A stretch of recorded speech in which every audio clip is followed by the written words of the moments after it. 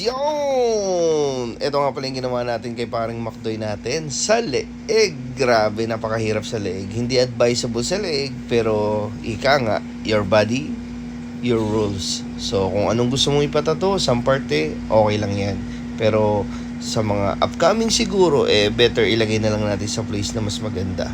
Kasi nga dito, distorted. Pero, chinagarin natin yan. Nakalive yan sa Memo TV page from start to finish. Sa black and gray naman, medyo high contrast, dark tone, para pag gumaling, sakto lang. So, kagigising lang natin, nag-service tayo kanina sa Casa Dominguez. And so, be my next client. And yun, kita nyo naman, 24/7 tayo. Ito nga pala yung ginawa natin kanina sa Casa Dominguez. Yan, anak naman niya. So, kapatid, colored, black and gray, kahit saan, 24/7.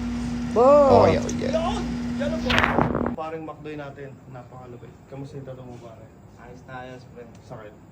Hindi. Pare, ito nga pala. Ang gusto kasi ni paring Macdoy is sa leg talaga yung portrait ng partner niya.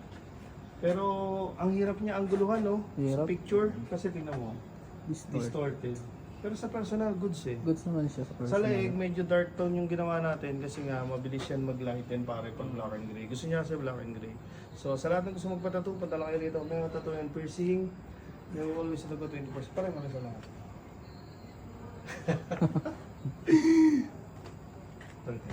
Thank you. Life is one big party when you're still young, but who's gonna have your back when it's all done? It's all good when you live for your beer fun. Can't be a fool, son. What about the long run?